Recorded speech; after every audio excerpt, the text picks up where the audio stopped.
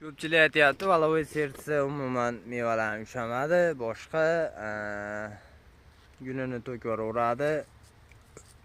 Ikkaningizdan keyin mevalar oz bo'lib qoladi deydi, lekin bu yil xudo xolasa yaxshi ushadi. Valovoy sertsa bandi ham uzun bo'ladi.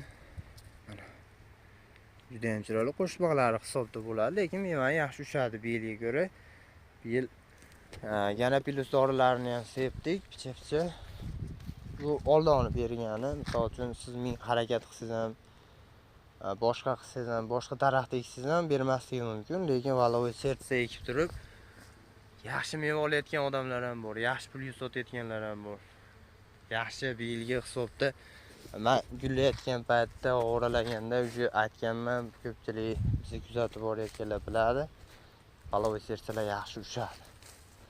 Yaxshi ushadi, 3 marta, 4 marta qaytaradi.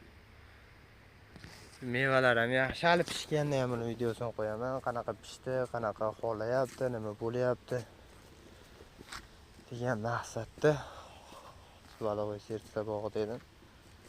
O'zimiz bog'lab, mevalar yaxshi, yomon emas. To'kib yuboradiganlarni to'kib bo'ldi o'sha daraxt. Lekin yaxshi mevalar mana. No'xatdan kattasi, no'xatdaqa bo'lganda ushaydi degan har xil fikrlar bor-da, lekin yaxshi hisobda ushadi.